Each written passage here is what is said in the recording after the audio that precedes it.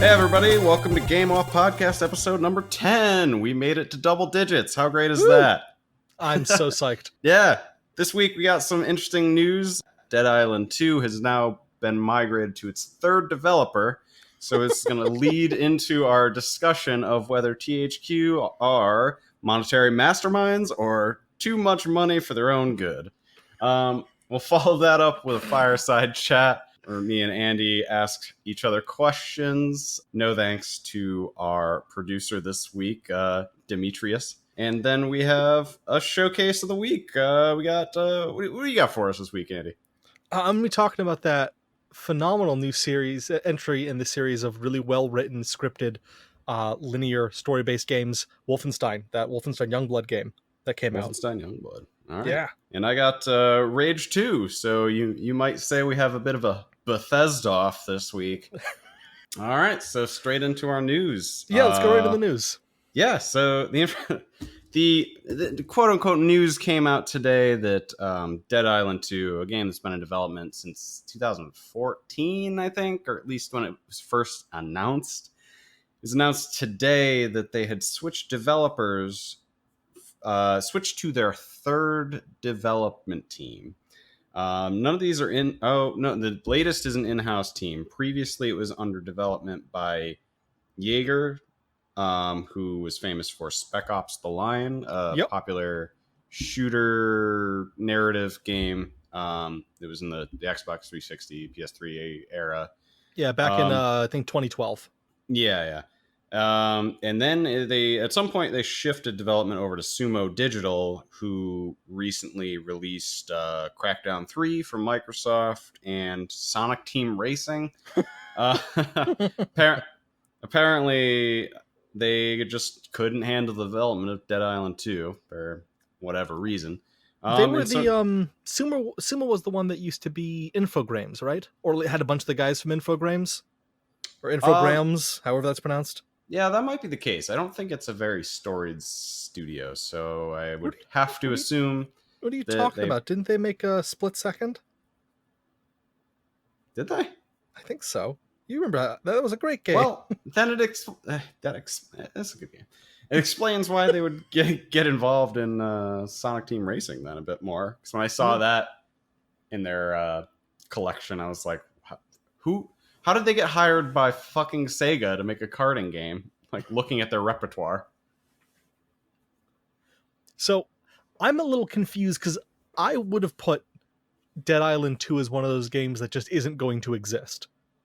Like, I would have just written it off as, okay, well, they aren't doing... They made that... What was that top-down one that they made?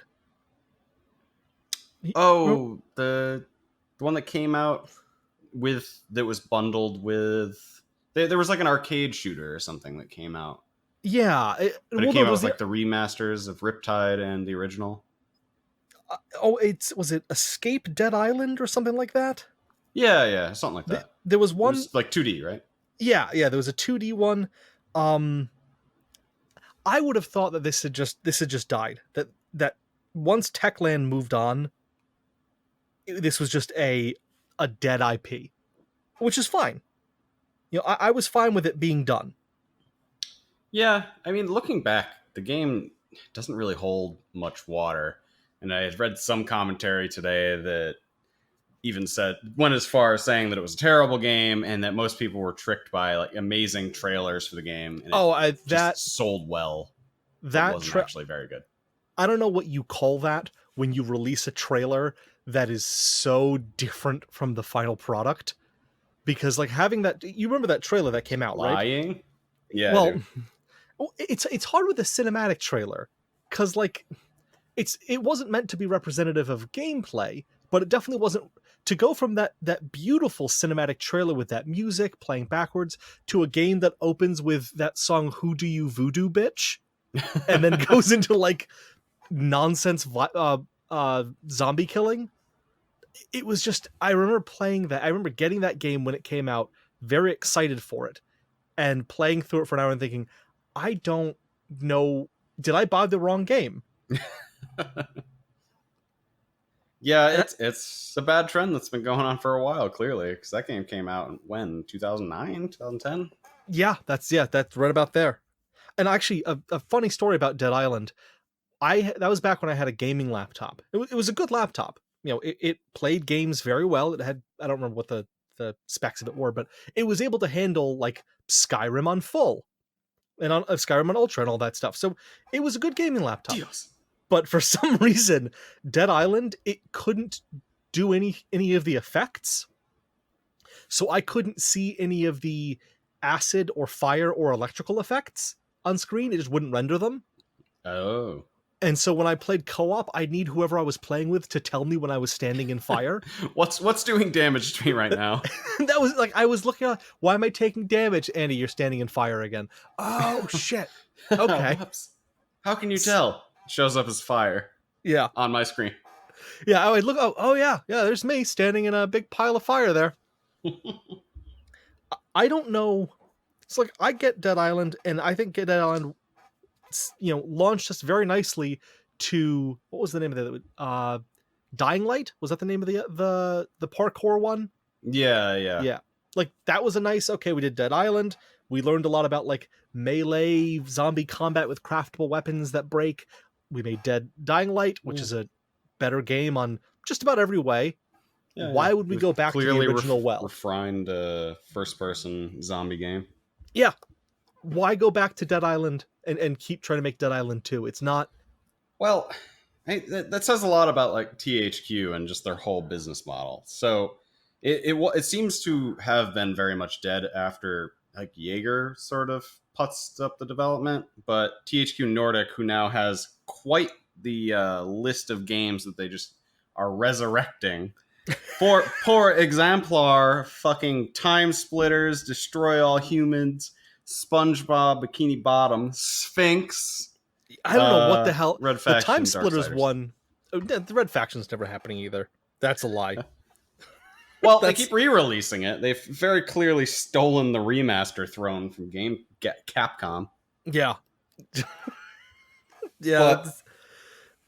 So ultimately, this all begs the question: is like, do these people know? Do they know something that we don't about how money in business works? Because none of this can be making that much money. Like, are they really praying that they hit like the Spyro, Crash Bandicoot nostalgia jackpot and just make hand over fist money one day? So they bought up so many IPs. And none of them are like high performing games, but they keep releasing them on every platform. And they're missing the part of the remaster re-release game that seems to, at least work with Crash Team Racing, where you release the game with microtransactions in it. At least that way you're getting a little bit more money out of it. Yeah. Just re-releasing the SpongeBob games, I feel like that was done for the headline more than to actually sell the game. Yeah, that's kind of how I feel about it too. Like, who's really going to buy that game? Like, I knew of it. I heard it was okay. I don't care that it exists at all. I know people that played it and loved it and are like, gaming's moved on since 3-4 generations ago. I don't get it. I also don't get Deep Silver and the decisions that they make either.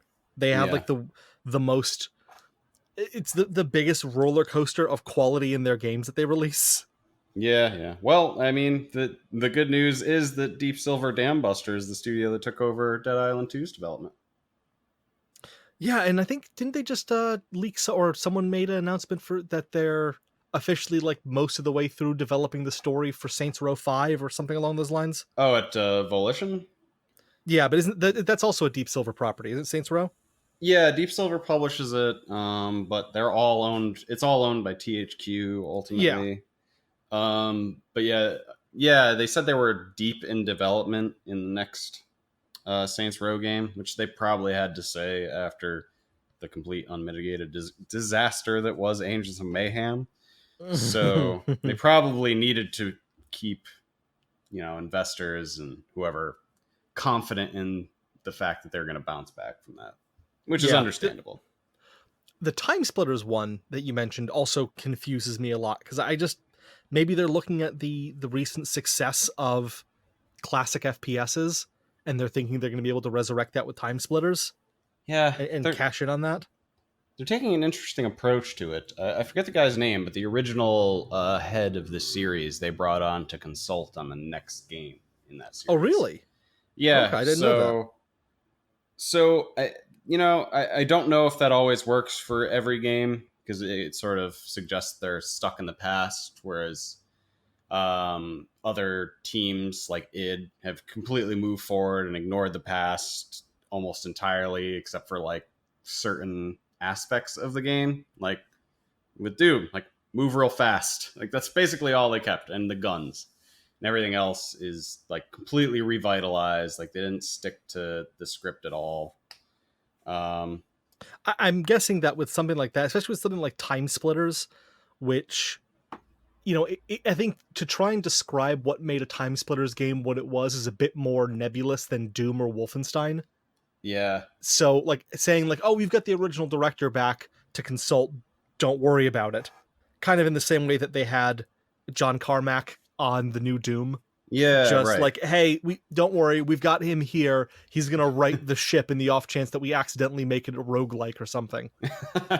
I mean, I'd play a shit out of a Doom roguelike, but neither Did you here ever nor play? there. Do you ever play that the Doom roguelike thing, the top down one? No. Oh yeah, it's really good. Is it an actual Doom property? No. I think they've had to change the name for legal reasons, but Doom roguelike, it's quite good. All right, I will look it up.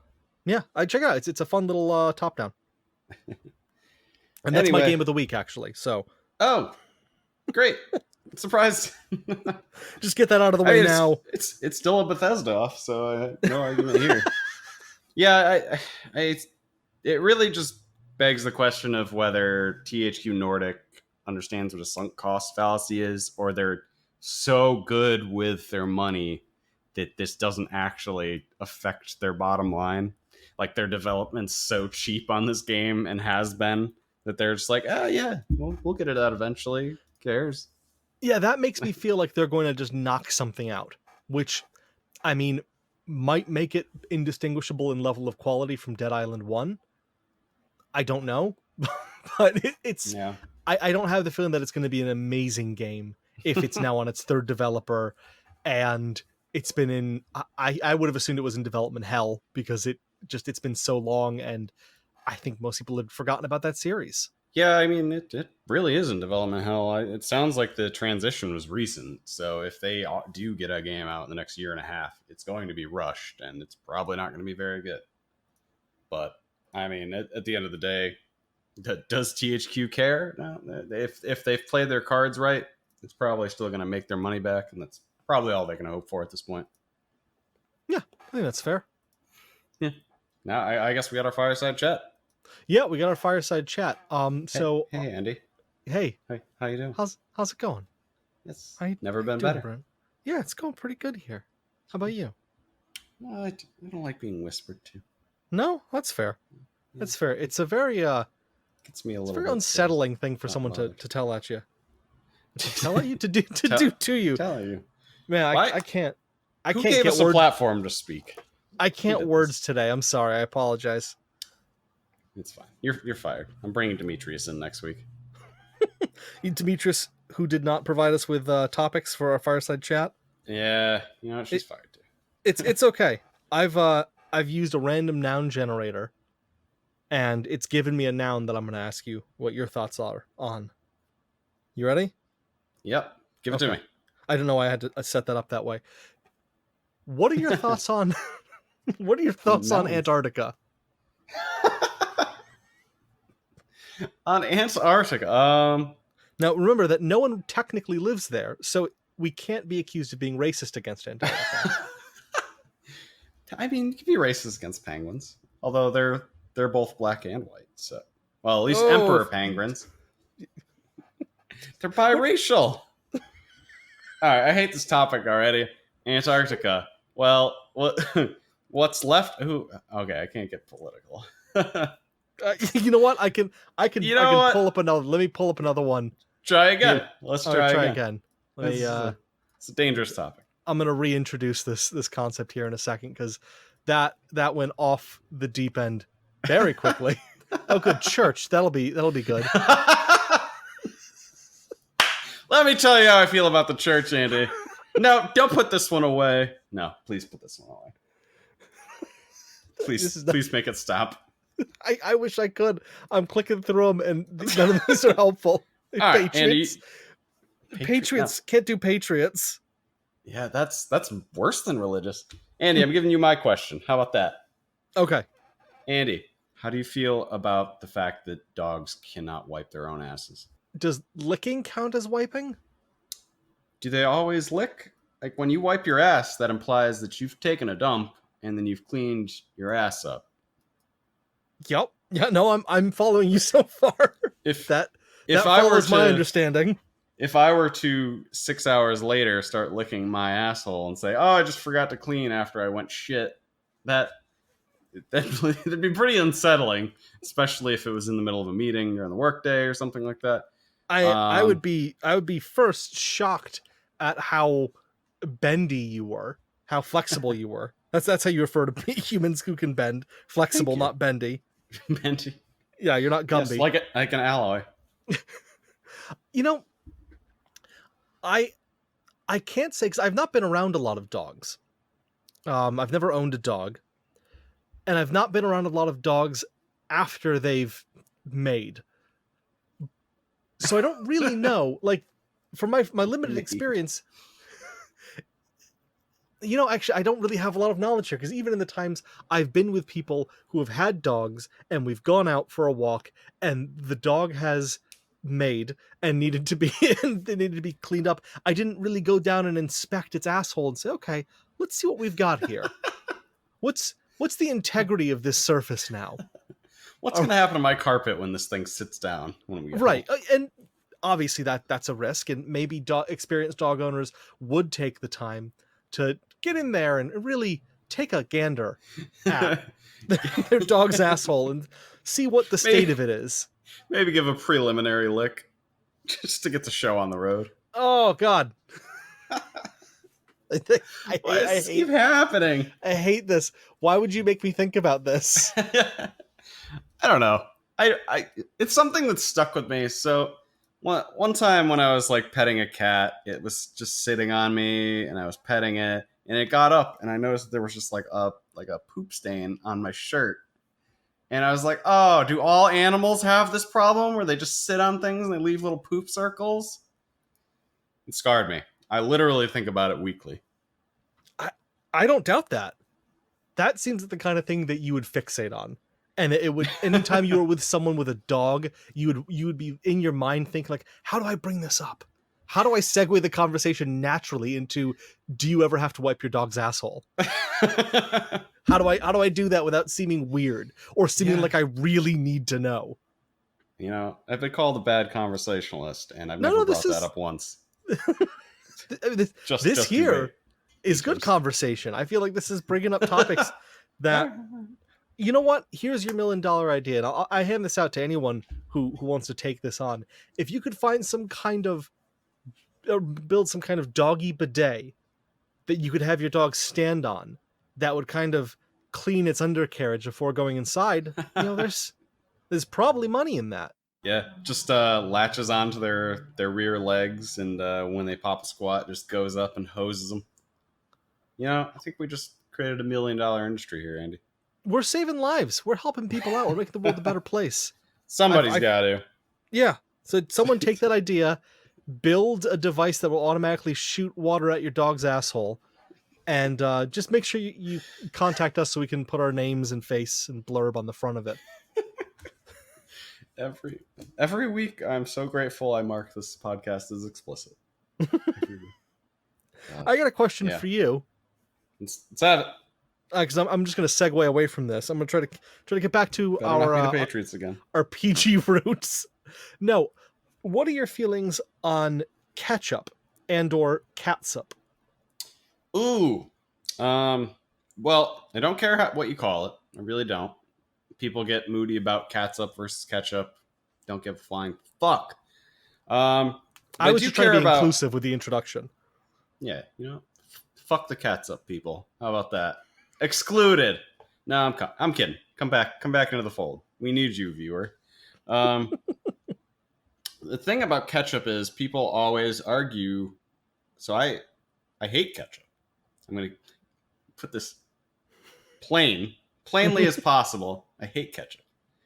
Every time someone tells me that I have to love ketchup because it's in other things that I like, I get so mad. Like when people say, ketchup's just, it's the barbecue sauce, just ketchup and brown mustard. It's like, okay. I still hate ketchup. Ketchup is just tomatoes and sugar. I hate sugar. I like tomatoes. Like, and that's such a weird thing, because that's like saying that if you like drinking screwdrivers, you'd also love the taste of straight vodka. Exactly. Fucking exactly. And that's 100% not the case. Yeah. I've never understood that argument. I don't know why people, and this has happened not once, not twice, probably just twice. People have argued and / gotten really mad at me for saying I don't like ketchup. And it's a lot, like, we're in America. I'm in Texas. There's a lot of motherfucking ketchup people. We are a ketchup society. We are definitely a ketchup society. I like, sometimes on really shitty fries, I like ketchup, but that's the only use for ketchup. Like when you get the really shitty potato, and not even, they're like the hollowed out potato fries, basically McDonald's fries or like In-N-Out fries, which are just cardboard, rectangles. Oh man, now you're going after In-N-Out? You just don't want to have anyone listen to this, do you? In-N-Out fry. Everyone knows In-N-Out fries suck dick. In-N-Out makes great cheeseburgers. I'm not taking a hard stance here. It's too little, too late. People have heard you. Yeah. People heard you rag on In-N-Out, and they immediately unsubscribed. They didn't even hear the end of the sentence. They heard the term In-N-Out. They heard the tone of your voice and said, "Fuck this guy." Doesn't know what he's talking about. Yeah. But yeah, I mean, it's the same people that like. I don't really like mayo on its own. I at least acknowledge that mayo can be utilized well and like made with sauces. Like when I went to Belgium, like every single sauce they make for French fries is mayo based, and they were all really good. Would I eat a French fry with just mayo? No, mayo's disgusting. What's wrong with you people? But like a thin layer on a BLT or something, like works really well. But I thought that my comments about Half-Life 2 last week were gonna inflame people, but you are just upping. You're upping the ante for hot takes and incendiary comments here. Just mayonnaise, ketchup, everything. Yeah. I mean, they're just such simple ingredients. My argument is probably that they're good base ingredients for other things that are much better, and on their own, they're not very good. I don't know why I brought mayo into this at all. I'm not trying to be inflammatory. just trying to lay a groundwork here. Yeah, exactly. So I'm going to lay off that. Do you have any hot takes on that topic? I mean, I'm fine with ketchup. It's not anything that I really ever seek out. I prefer mixed dips of some sort. Like even just ketchup and mayonnaise mixed together. I prefer to either one of them separate. Yes. But I like buffalo sauce. I like that kind of fry sauce that you get. Like the Chick-fil-A, they call it their Chick-fil-A sauce. I think Wendy's calls it their Sawsome sauce right now, but it's basically ketchup, mayonnaise, a little bit of mustard and paprika usually. Yeah. I'm always a fan of Psycho whatever sauce. Yeah, it's the same everywhere. Slightly, sometimes they throw a little garlic salt in there, but it's exactly the same thing. I'm much more a fan of those in 99% of applications. Like I can't really think of a time when given the option, if I go to like a Chick-fil-A and they have that whole rack of different sauces I can get, I'm not going to grab the ketchup or the mayo on its own, ever. Yeah, there's so much other variety in there. Well, Chick-fil-A has a spicy ketchup. That's pretty good. I've never had that. Wait, is it Chick-fil-A? I've never seen that. And oh no, I'm thinking of Whataburger. Sorry, I psyched you out entirely. You don't have those. Here, I'm frantically going online, putting in a DoorDash order right now for some chicken tenders and spicy ketchup. No, we don't have Whataburger up here. We've got we got none of that. Actually, Red Robin has a really good smoky ketchup. Like it's got That sounds good. liquid smoke in it and a lot of black pepper. It's really tasty. But then at that point, it's not ketchup; it's something else. Yeah. That's the thing. Like the spicy ketchup was like spicy enough where it didn't taste or like sort of have the texture of ketchup. Like it wasn't even that thick. It was like almost runny. So I'd like it's a bit of a reach to call that ketchup. Here's something incendiary though. I'm gonna torch Church's chicken on. They have no good dipping sauces for their chicken. None. They have like honey mustard, ranch, and like mayonnaise. I didn't even know what to just have a buffalo at every chicken joint. Just buffalo everywhere. Is Buffalo a regional thing? Like I know Buffalo specifically is a region, but is that as ubiquitous everywhere else as it is in the Northeast? You know, it's like 50-50. If you go to a place that serves some sort of chicken, or at least has some claim to fame with chicken, about 50% of them have their take on buffalo sauces. They're not that great for the most part. There's a couple good places, but mostly they just have like a spicy sauce, or they don't even fucking bother at all. But there's still plenty of places. It's not like a rare thing down here. Okay, that's fair. Well, I'm with you.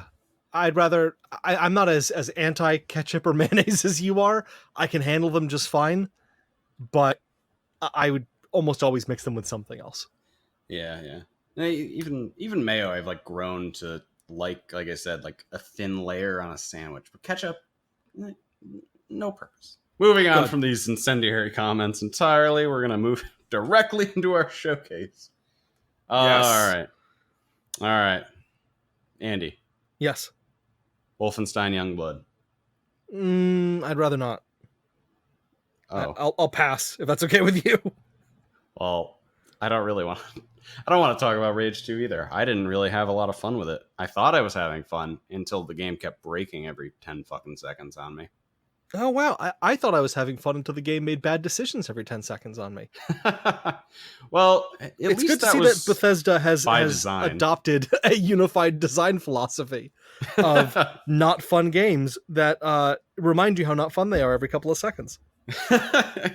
Well, episode 10, the most incendiary episode of Game Off podcast. We're going to bash just about everything you know and love. I don't know if we're gonna anger a lot of people going after Rage 2 and Wolfenstein Youngblood though. There's a lot of people that really defend Bethesda to the end, the bitter end. Mostly because of Skyrim being their I could see that a decade ago. Fell in love with. Back with Skyrim and New Vegas being the last two things they put out. Okay. You guys doing all right? And then they did everything else. Yeah. And the Bethesda hype peaked at Fallout 4, and then people got over Fallout 4 pretty quickly. And I really liked Fallout 4. It's not as good as New Vegas, but neither here nor there. Well, I'll start talking with you about Youngblood. I can start off. Wolfenstein Youngblood is it's a first-person shooter. It's co-op. It's kind of a live service type game. Wait, what? It's like they wanted to make a live service game and also wanted to leverage an existing IP that they had rights for that was, in good standing. It had a lot of cachet. And then they just took a bunch of other ideas that didn't really make sense but were in games that were currently popular and just shoved them in there. Like it's like Borderlands almost, in this kind of, you're wandering around this open world that's made up of smaller sections that have frustrating load times between them. And then there are missions that you can do in each area. And the missions are, go over here and interact with this object, or go over here and kill this guy, or go over here and free these people, which is essentially just interacting with that object. So it's open world? Yeah, but no. It's open world. Like, imagine you took... See, you played the Dishonored series, right? I played half of the first one. Okay. So this is also Arcane, and it has their level of detail in the level design. They're very well designed levels, as far as very detailed. You don't feel like you're hitting invisible walls. Everything feels natural. You don't feel like things have been copied and pasted and reused. You walk into these different burnt out apartments and they do feel and they're laid out differently. So that's all great. But if you imagine a bunch of Dishonored levels that were just connected because of a couple of doorways, and like each of those doorways had a load time between them of interact with it, load the next level. And that's kind of how it's open world. Like they're all connected, but it's not, and you can go through them whenever you want, but it's not open in the sense of like a Borderlands or another open world game. And you've got a little hub area where you pick up missions, and I think that's it. I don't really know what else you do there. You interact with people to get more missions, and you can do some daily challenge kind of stuff. And you've got your mission list like Borderlands, and you walk around and say, okay, I'm going to go do this. All right, that takes me to this area. I go there, I kill this guy. Okay, that one's done. Go to the next one. Go to this area. But it's so anemic. There's nothing there. There's no love in it. It's very cynical. Like, there's no, cynical, it doesn't work. Storytelling wise, cynical. It feels very much like the decisions were made because they wanted to be able to say, it's an open world game. It has missions and side quests. You can do them in any order that you want. There's weapons that you can upgrade. There's stuff that you can, but like none of it is in service to the fun of the game. The weapons can all be upgraded, but it's just Wolfenstein weapons. And you're not upgrading them to have huge differences in the way that they interact. You're not hugely changing like with Doom, where you'd upgrade it and like, oh, now it shoots 5 mini rockets rather than 1 big rocket, or now it shoots grenades instead. Like, it's just the accuracy is a bit better and does a bit more damage, and it's got a different scope. Yeah. This is garbage then. That means you're just giving me shit weapons and then making me earn them to be okay weapons. Yeah. So I have feelings about that, because the only place that like nuanced changes like that have a place are with truly difficult games. Like in Dark Souls games, one of the biggest parts of the game is leveling up and like banking your souls and getting a level up that only gives you like a minor point in something. But in that game, it goes a long way, even though it's +1 strength. Doesn't seem like a lot, but you can immediately go out into the field and feel the difference. In a game like Wolfenstein, I don't like. How does that work? It works very poorly is how it works. It works in a way that's not all that fun. I think the best way to summarize this, and I'm going to summarize it very quickly before I get back into details, is I bought this game. I bought it for me and a friend of mine last week. And nights... They did the free friend thing, didn't they, with us? I couldn't 100% tell what the hell that meant. And like, I couldn't tell, okay, if I host for a while and there's problems where like me hosting, maybe he should try hosting. Can he do that? So we just bought 2 copies of the game. Okay. And the off chance that it was fun and we would want to play it single player as well, which thank God that didn't happen. We got this game last week, and many nights that we were intending to play this game, we ended up just playing Gems of War instead.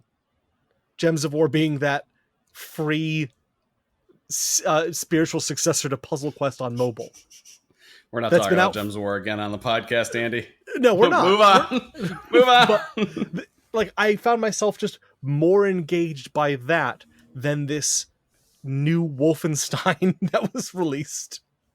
Like, the shooting mechanics are great, but like, as far as the actual shooting feels good, but the enemies are such bullet sponges and their armor system is garbage, and you take so much damage so quickly. Like, it doesn't feel like a Wolfenstein game in the run and gun, shoot people and feel like like, you feel so fragile.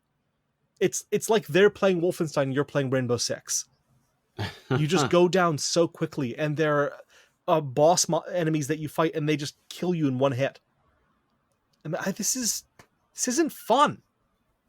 I can't even coalesce my thoughts into coherent statements.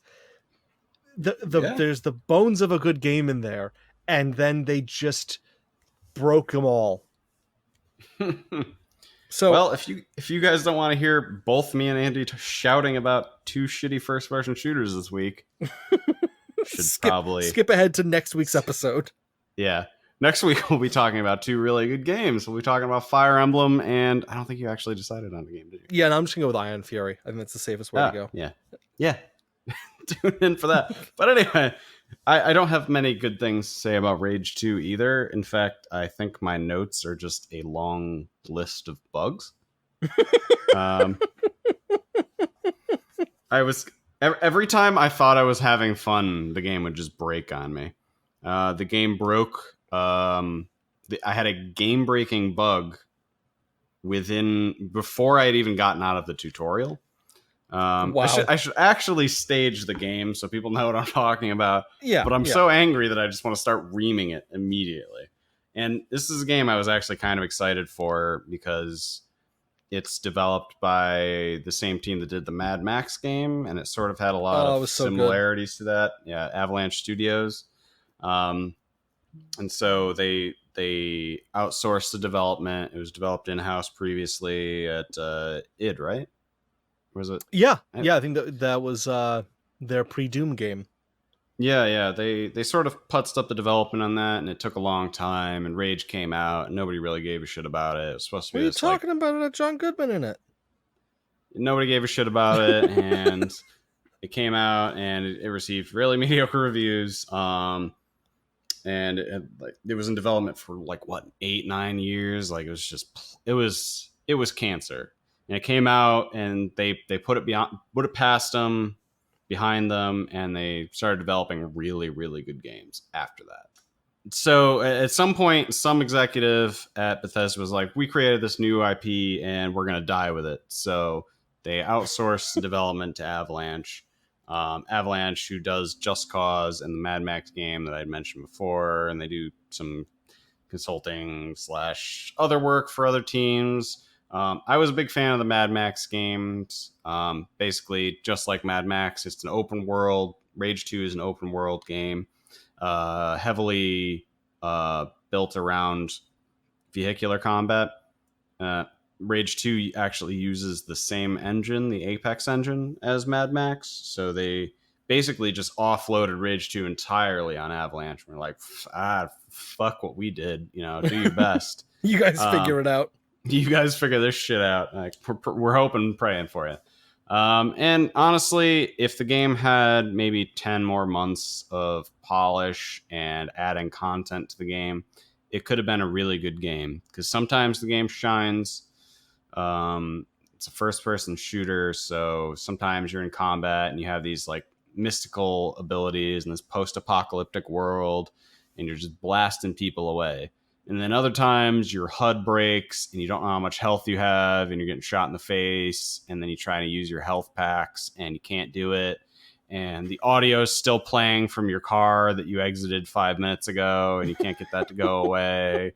And these are really all hypotheticals, right? Yeah, hypotheticals that I definitely didn't experience on the last night of me playing it all back to back. As a notification, I decided to stop playing the game because I was just not enjoying it anymore. I probably got about halfway through the game.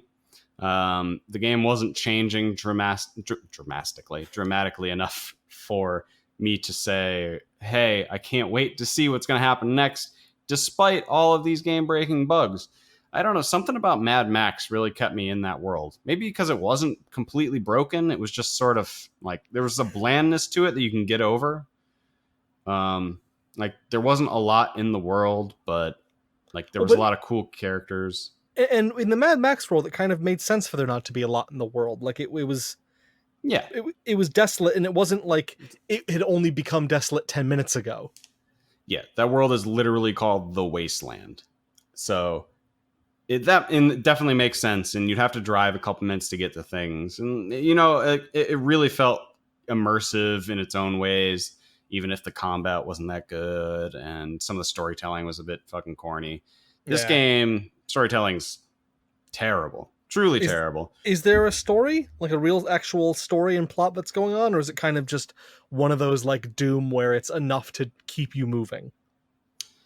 Yeah, it's sort of enough to keep you moving. The story is literally like someone important to you dies in the opening mission, and you take up this ranger armor so that you can, save your city, quote unquote, but you don't actually ever go back to the city, at least in the half the game that I played. So you don't seem to care that much about it. It's literally just an excuse to usher you into the world and get you doing stuff. Okay. Yeah. But yeah, that's as much staging as I'll give for Rage 2. It's very dystopian, very much a similar wasteland style to Mad Max, though it has, a lot more color because, I don't know, they thought that would give it a lot more personality. And it does to a certain extent, but it doesn't save the entire game from complete damnation. Yeah.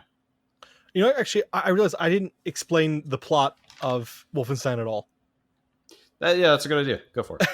So, very quickly, Wolfenstein Youngblood takes place 20 some odd years after Wolfenstein New Colossus. You play as one of the two daughters in the 80s too, right? In the 80s, yes. Because that game took place in like the 40s or 50s. Yeah. The first one took place in the 60s, and then in the 50s, and then the 60s going to the 70s for the New Colossus. I should know. I just finished replaying New Colossus like 2 weeks ago in preparation for Youngblood. There's getting myself super hyped. Timestamps at the beginning of every emission, isn't there? Yeah. There is. I didn't pay attention. Demetrius. So it's 20 years after the end of New Colossus.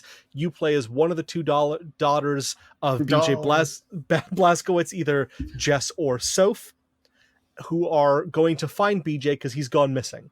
You are liberated the United States, and you are going to are still occupied by Nazis Paris to find your dad. And you play as one of the two sisters. If you are playing online, your co-op partner plays the other. It doesn't matter which one you pick, they're identical. And if you're playing on your own, you have horrible AI that takes care of your sister. And the best thing, I think one of the best things that they added to the game are those two new characters. I really like Jess and Soph as characters. They're, these I think they're supposed to be 17 or 18, but they're written like teenagers, and their interactions and their conversations back and forth and this stupid, sometimes cringy humor is the kind of humor that you see siblings have. Yeah. Like, it's silly and kind of embarrassing at times, but in the way that siblings are embarrassing when they've got all of their inside jokes and they've got all of their kind of ways of interacting with each other that are over the top. So I saw a lot of complaints about them and how they didn't like them, whether they were badly written. I don't agree with that. I thought that they were actually one of the better parts of the game, were the two of them, and every time you go into a loading screen in an elevator, there's like one of 20 different animations that play, little cutscenes of them. Like, sometimes they're dancing, sometimes they're yelling at each other, sometimes they're playing jokes on each other while in the elevator waiting for the next level to load. Oh, cool. It's very charming. Do you get that same experience in the single player? You get some of it, because they do just interact with each other and shout stuff out to each other all the time, and you kind of get the story back and forth. But one of the other main mechanics is this like pump up perk. I don't remember what the term they use for it, but if you're within a range of your sister, you can give like a thumbs up and it'll heal them a little bit. Oh. Or you can choose a bunch of different things that you can do. You can yell at them and get them up when they've been knocked down. You can heal part of their armor and health, or all of their health, or all of their armor, or give them other little boosts for things. And they'll yell stuff to each other, very supportive, like, you got this, or you're kicking ass, or you're fucking awesome, which is a cute little thing. And that's pretty cool. Mechanically, there are problems with it, but conceptually it works, and it kind of does a good job with the idea that this is a story about two sisters. Yeah, I think that's one of the things that I was most interested about the game. Was that there was like a lot of my favorite games. There's a certain camaraderie involved, and it's a lot of times it's with a pet or something. Mm. Just the fact that you're not alone on this journey goes a long way in like building this interesting world and creating this like false sense of comfort, and often setting up like dramatic events later on. Yeah, it does that pretty well. And you do feel like these are two different girls that are sisters. They have slightly different accents, obviously are played by different voice actresses, and they have slightly different personalities, but also similar enough where they do feel like they were raised in the same house. Mm. Like that, very well done. And playing that with another person while you're also like playing with a buddy of mine, and we're talking on Discord while we're playing this, so there's kind of like a dual layer of camaraderie in there, which is interesting because you're both reacting to the kind of silly cringy things they're saying and doing. So it's nice. That part of it was really good. If it was in a better game, it'd be great. All right. Well, I guess we'll get to why it's not so great even more later. Yeah. So what are we hitting next? What's the next? Let's talk about definitive gameplay mechanics. Okay. Rage 2, I'll keep it pretty simple. It has like a focus mechanic that's basically superpowers. Okay. You can use focus abilities. You get like 4 of them. You also, more annoyingly, have to use focus to repair your car, which takes a fucking eternity. Don't know why. I'd rather just drive halfway across the map and just have it repaired instantly by driving through a gas station or some shit.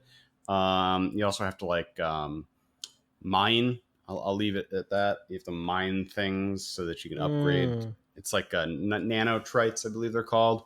You have to use your focus to get that, and it's just like literally just holding a button and staring at the same place, and then you have to do that like 8 to 20 times. Sometimes it takes like 4 seconds. Why do games still do that? But watching things get mined just isn't fun anymore. Yeah, I know, man. Trust me, I just lived it. The experience, I'll call it the definitive mechanic because it's just about the only thing that sets it apart from other shooters other than the vehicular combat, which I will say is really reminiscent of Mad Max, so that I won't say it's definitive. I liked the vehicular combat. I think it holds up pretty well.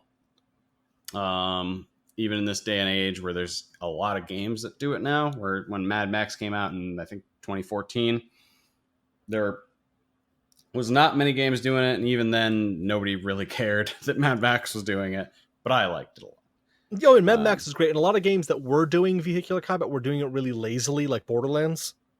Yeah, exactly. That's the worst vehicular combat, and it's so bad. Infinitely better than that game. Infinitely better. Although there were actually a lot of parallels I could draw between Rage 2 and Borderlands, and it was always the things that I didn't like about Borderlands.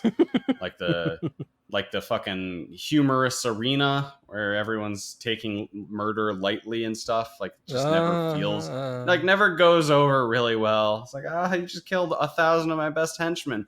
How silly. Here's a medal. Like okay. Thanks. And it's part of the main story, like at least in some of the Borderlands, it's like a side thing.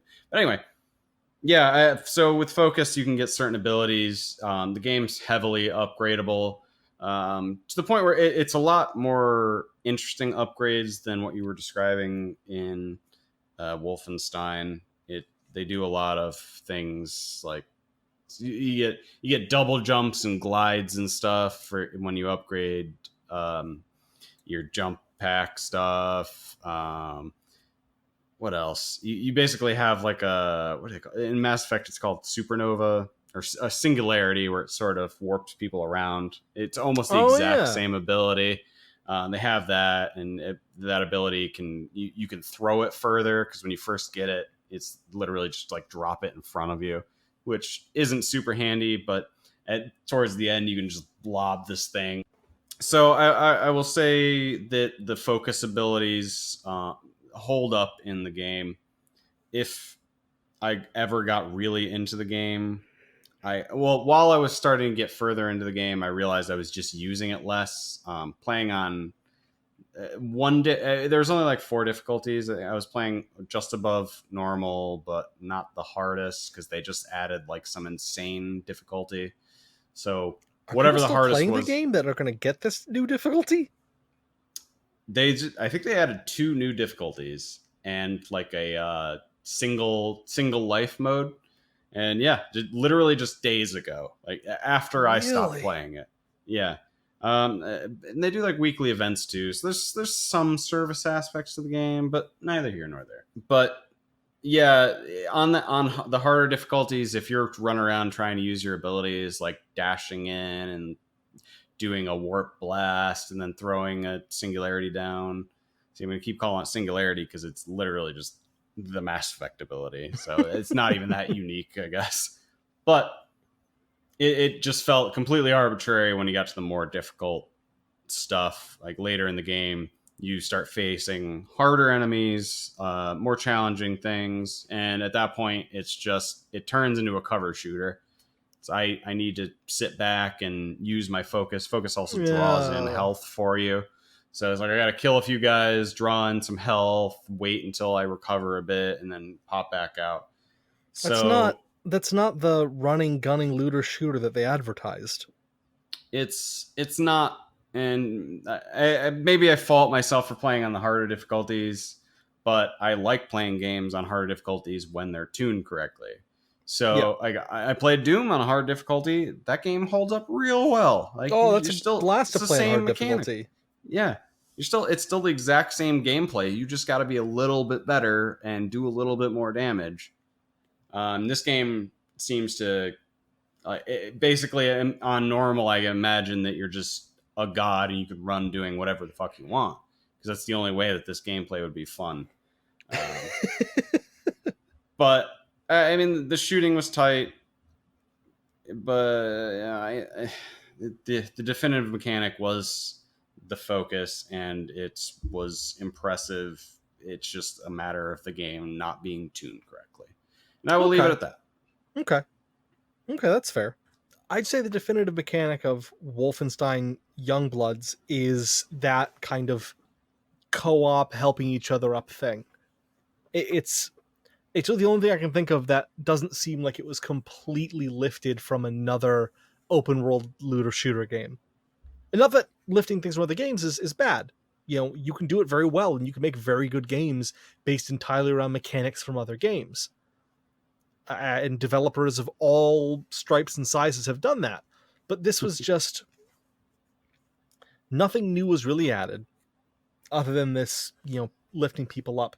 And even that, because they have this whole, you have to earn coins in game and you have to take the coins and take them to your upgrade screen, and then you buy the different, that's okay, now you can do karate chops in the air, and then that'll give you and your sister both full armor, or you can do a different thing, and that and it's just on the topic of coins on the ground, I don't know how they've managed to do this in 4 Wolfenstein games in a row.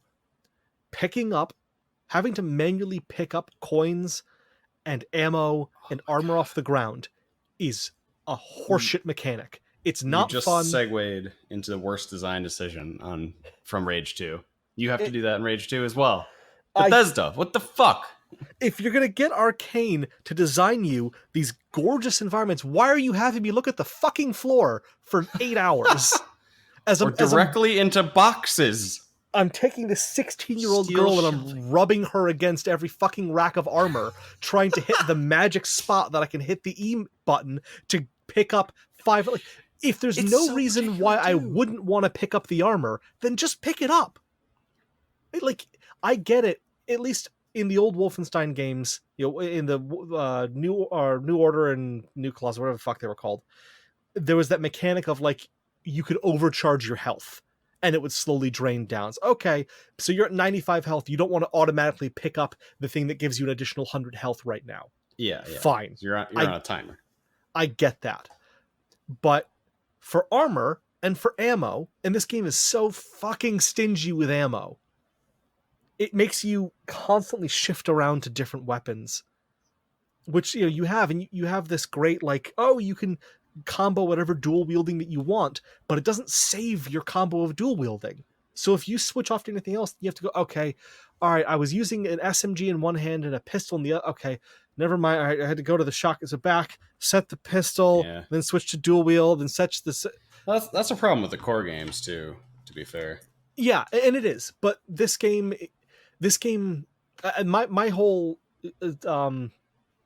my definitive mechanic is just switching over to bad design decisions. So for those of you keeping it home at score at home, I spent 3 seconds on that. I've moved on to bad design decisions because it's just full of them, and it's not full of unique game mechanics. they respawn enemies around you all the time. Enemies just respawn in these kind of small hallway and indoor areas, so you're constantly being attacked. And if you try to fall back to an area for safety, you're just being attacked by guys that respawned there, which is dumb. And it's double dumb in a single player game that I can't pause if I'm playing single player offline, because this game is designed for co-op. Now they're fixing that in an upcoming patch. Their 1.0.4 and 1.0.5 patches are going to be fixing a lot of the things that I'm talking about, like how spongy the enemies are, which is not fun in a game that's about shooting. Yeah, you want to feel like a god killing all these like. I'm just so angry about this. I don't even want to talk about it. Mechs in this 80s alternate universe, or were there? Oh, there are huge fucking mechs that take forever to kill. And they're not fun to fight because they do way too much damage. And like, if you remember in Borderlands, you'd occasionally have to fight these huge guys, but it was such an open area. You could run around, you could strafe, you could take cover behind things. This is all in the narrow streets of Paris and in indoor environments. So you can't take cover. Why are there mechs here? You can't, like, when you're playing Borderlands or similar game, you can see on the horizon, oh, there's a bandit camp over there. You can, get out of your car, use a high scope rifle to look like, oh shit, there's a bunch of guys over there. I'm going to veer west and avoid them. But this, you turn a corner of the street, it's like, oh shit, you just aggroed a bunch of dudes, and you aggroed this tower that just keeps shooting drones forever. So, good fucking luck to you. It's just, it's so many bad design decisions. Like, it feels like it's just trying to stop me from having fun. Anytime I got close to having fun in this game, as, oh cool, because I loved playing around. This is one of the few games I've played where SMGs are a viable option. Every other, first person shooter I've played or third person shooter I've played in a long time, SMGs are garbage. They've got good pistols that are like high accuracy, high damage, and they've got good rifles, but the SMGs are always like, oh, it sprays and it's low damage. So they're good for. They were kind of good. Kinda. But in this, like, I play through most of the game when they allow me to have ammo for it with pistols and their version of the micro Uzi. And it's a lot of fun. I love dual wielding games. And I love games where I can fire independently with left and right click. But they just give you no ammo for it. And I don't even want to think about it anymore. It's just such a frustrating game. Such a waste of a game. Yeah. That's a shame. What was your worst mechanic? We already covered it. I truly hated you would spend so much time in all of these different camps just picking shit up. I feel like that was half of the gameplay. Like just picking up materials for crafting grenades or health stems, stuff like that. Stuff that I should be able to just walk by and it just pools onto me like I'm washed over by delicious materials.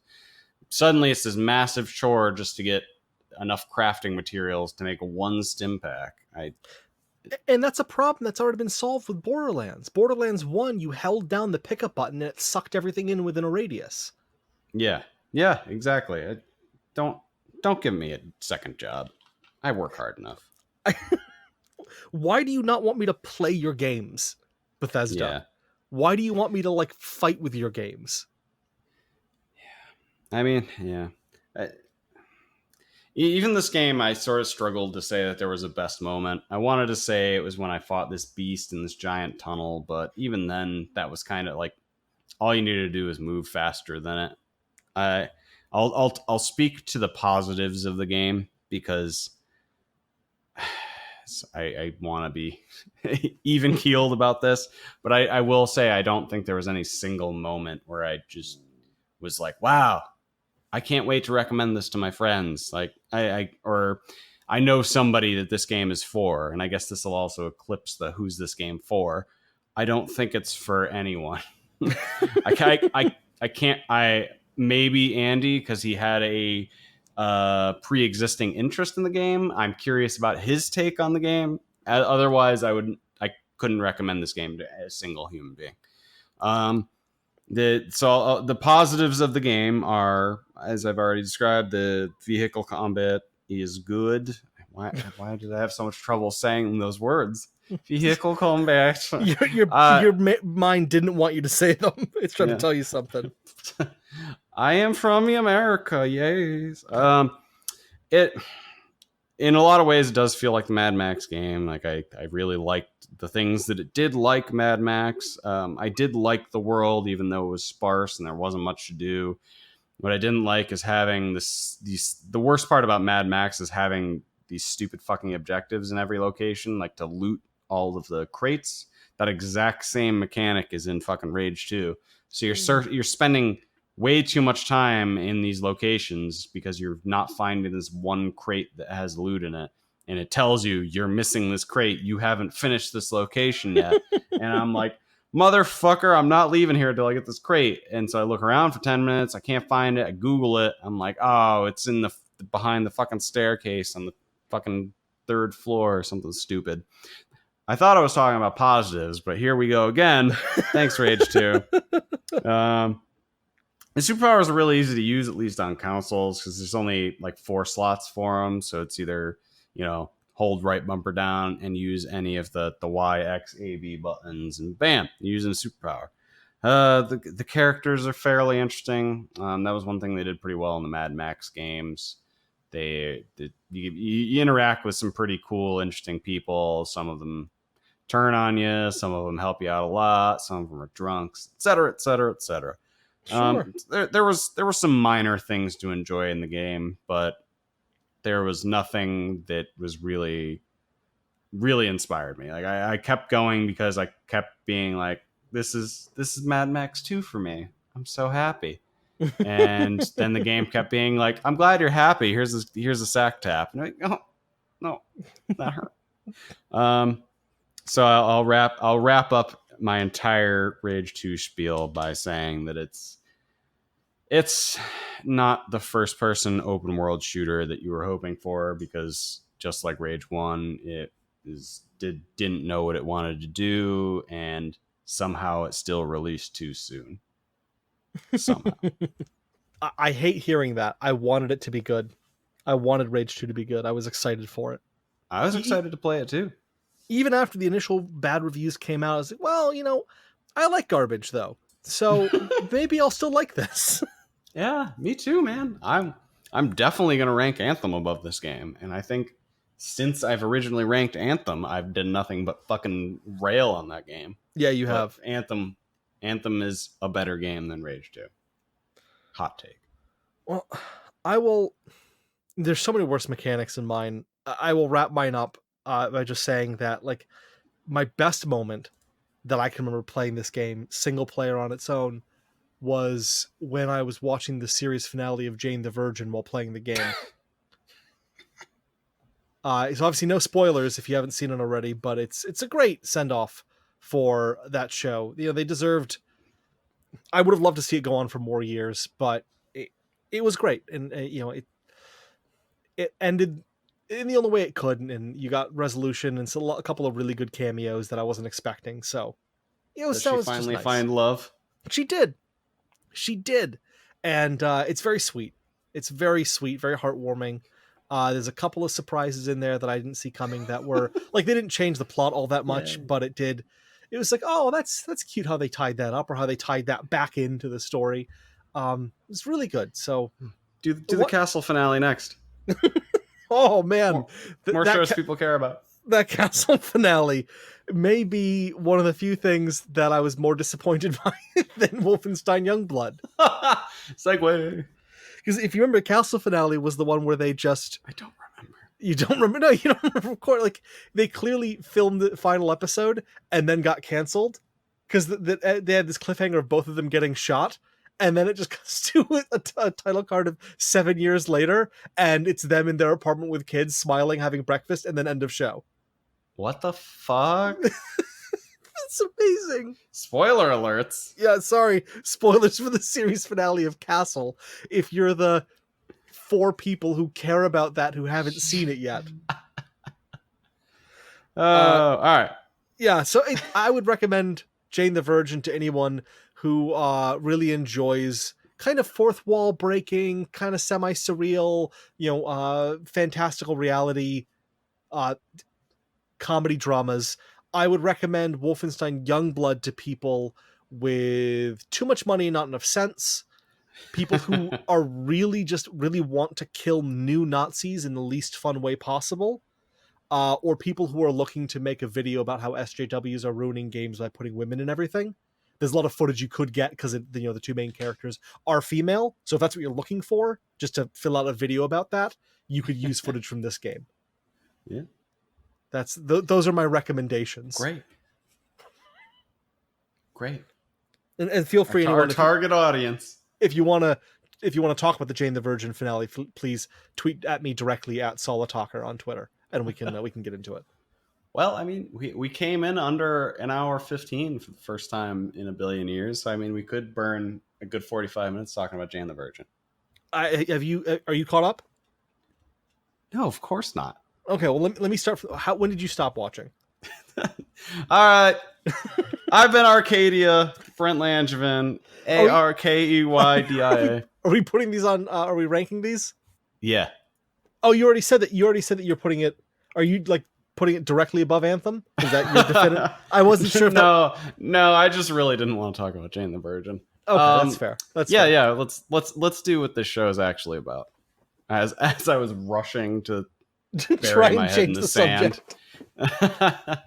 Yeah. All right. So looking at this, this is always the best part of the show, and I stare at a list that no one else can see. It's definitely better than Anthem. Anthem's currently number 8 out of 13. It's not better. Oh wait, no, I said it's worse than Anthem. Yeah, it's definitely worse than Anthem. It's definitely worse than Void Bastards. It might be worse than New Dawn. Yeah. And I think it's actually like, if I was to compare it to a game, I would say it is New Dawn. I mean, there definitely are a lot of comparisons you could make between it and New Dawn. Yeah, I am. Well, what's your take on it? I'd say Far Cry New Dawn sounds better because there are parts of like Far Cry New Dawn was just dull in a lot of ways to me. It didn't have some of the same. It didn't have the issues of like being super buggy or being poorly thought out in a lot of mechanical ways. Far Cry New Dawn was just not great. All right. There you have it. Rage 2 is coming in after Far Cry. I completely accept that analysis. I'm going to put Wolfenstein Youngbloods also. Yeah. I'm going to put it above Rage Youngblood, 2. Isn't it? A Youngblood, yeah. Yeah, you're right. I'm going to put it above you said Rage it first 2 jokingly. because above Rage 2. Wow. Oh, because it didn't have any bugs that I ran into. There were a lot of bad design decisions, but it was the game, other than a couple of disconnects, which, it's impossible to tell whether that's the game or not. It ran fine. I didn't run into any bugs. Yeah. There were never any graphical glitches or anything like that. So I have to give it at least that. So I'm sitting here staring at Rage 2 and Crackdown 3, and I put Rage 2 above it sort of as a knee-jerk reaction. And I'm asking myself why I did that, because Crackdown 3 I actually enjoyed. Yeah. It was a stupid fucking game with a lot of problems, but that was a fun game that I finished, and I enjoyed the time I spent with it. I'm moving that down. Switch it up. Crackdown 3 is a better game. for sure. I'm going to put Youngblood right between Crackdown 3 and Rage 2. So I will put that there at spot number 12. Wow. So just eking it out because it wasn't technically broken. We got 2 games that are real near the bottom of the list this week. Yeah, not great. Not great at all. So at number 12 out of 15, we're going to have Wolfenstein Youngblood. 13 out of 15 is Rage 2, and the only 2 games below that are Apex Legends and Division 2. Both reviewed by Andy. All right. Well, we've done ranked them. We have. That leaves us to thank our producer, Demetrius. Thank you, Demetrius. Thank you, and Godspeed editing this episode. Yep, got that checked off. I've been Andrew, a.k.a. Solitalker, Solitalker, I think. Yeah. That sounds about right. I came in early with my extra, so I'm going to say good night and I love you. Yes. Goodbye, everyone.